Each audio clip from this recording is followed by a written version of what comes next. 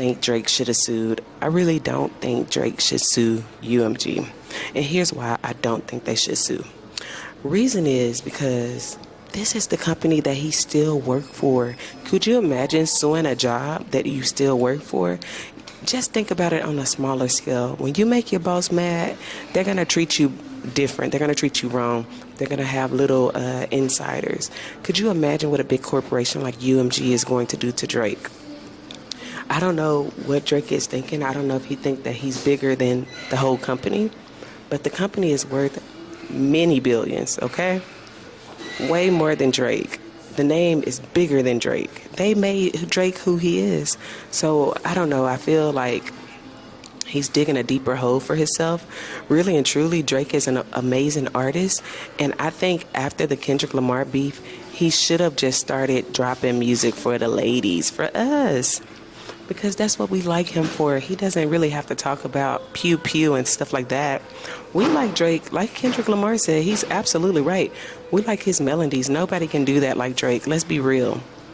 But I think the thing that really got Drake where he is today is he really underestimated Kendrick, and I think he was super arrogant going into the battle, and he really underestimated Kendrick. I would have been studying. I would have went to all Kendrick Lamar's albums, and I would have been studying. I mean, he even could have got at him with the business angle, because Kendrick does not have as many successful businesses as Drake does. Drake, out of Drake, J. Cole, and Kendrick, Drake has the best. He's the biggest brand.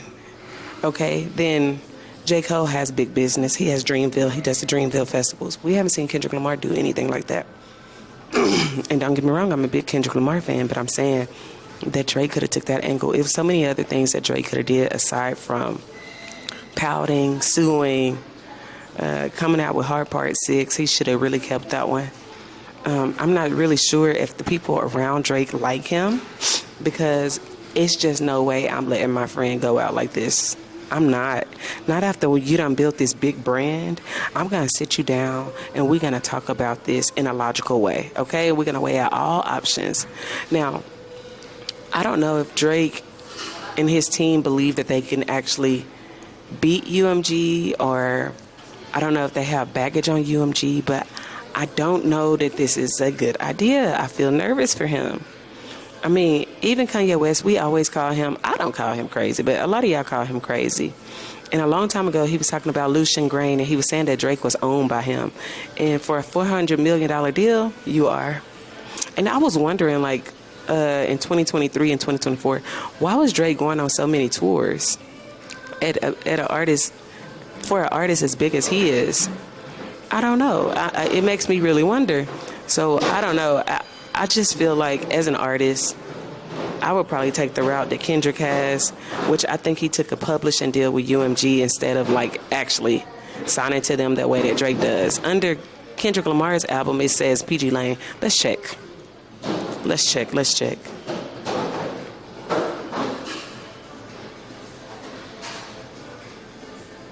Yeah, it says PG Lane under exclusive license to Interscope Records. So that's what Kendrick says. Let me see what Drake says. And Drake's latest album was okay, his latest album, well, no, his latest single was No Face. And it says OVO under exclusive license to Republican Records, a division of UMG. So, and another thing, Drake and Kendrick are both under UMG. Different deals, but they're both under UMG. Could you imagine two employees working for the same company? And you're tattletelling on one of the biggest salesmen in your company. You're a big one, and that other person is a big salesman, right? They're not going against the other one for you. If anything, they're going to do their best to keep both of y'all. You know, they're going to make sure they leverage both of you guys, because they know what you produce for the company, and they know how much money you're bringing in, i.e. Drake. They know how much money you're bringing in. Why would they try to sabotage your career? Now, if anything, okay, I can see them maybe trying to make your value go down instead of offering you that $600 million and still offering you the $4 million. I do get that, but I'm like, Drake, look, you could have handled this a different way.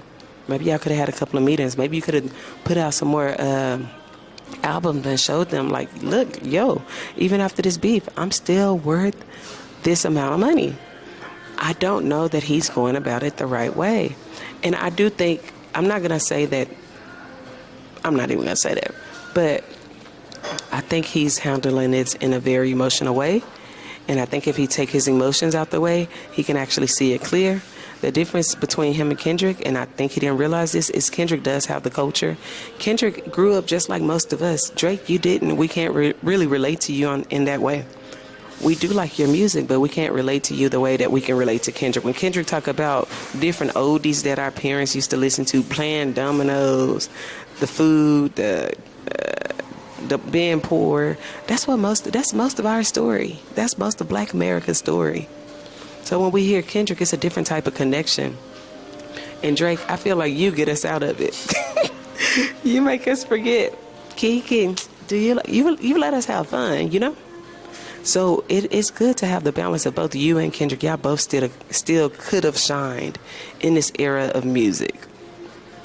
And I think what he forgot is, in a rap beef, there's no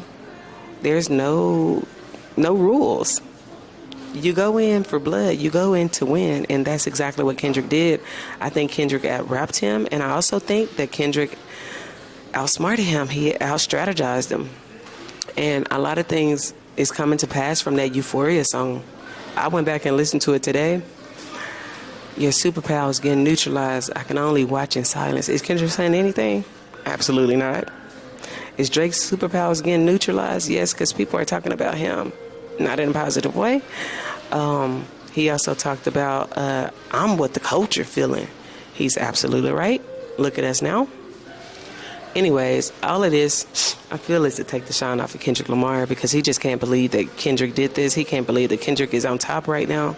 But here's the thing. People act like Kendrick Lamar came out yesterday like he's some underground artist. He's not an underground artist.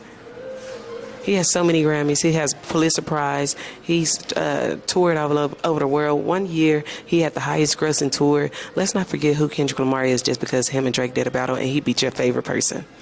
Let's relax. But like I said, I do believe that they both could have been winning in this season. I don't see them hashing it out. But I do believe that it was room for both of them. So, yeah. That's all I got, y'all. Y'all let me know what y'all think in the comments. And if we need to discuss something else, y'all let me know, because I'm invested. I love music. I love the ins and outs of music. You know, and a lot of times, a lot of people get on here and they're super biased. I'm really not a biased person. So if you want content like that, you let me know. I'm still like figuring it out, but y'all gonna let me know. Let me know.